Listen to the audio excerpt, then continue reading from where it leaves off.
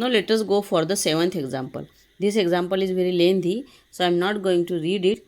We will try to understand the question. Okay. So here we have to find the number of distinct dice under given two conditions. So what are those conditions?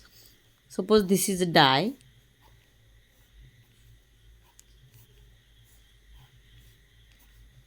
Okay.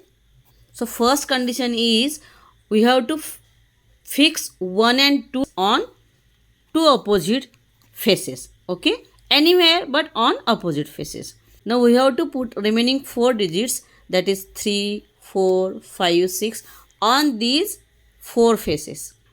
So one digit we can put on two faces, because if we put one digit on 4 faces and we design different dice, then we will get repeated design. So in this way one digit we can put on two faces. So 4 digits we can put in this way. So if we solve this, 4 factorial upon 2 factorial into 2 factorial. So 4 into 3 into 2 into 1 upon 2 into 1 into 2 into 1. So in this way we get 6. Okay. Now the second condition is we have to color all these faces either by yellow or red. But the condition is that the opposite faces should be of equal color. Okay. So in this way this face and this lower face we can color by two ways. Okay.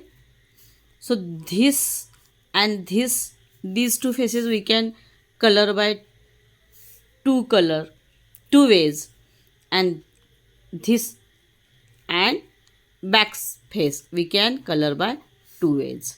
So in this way this is 6 into 8, that is 48. So 48 number of distinct dice we can design under given two conditions.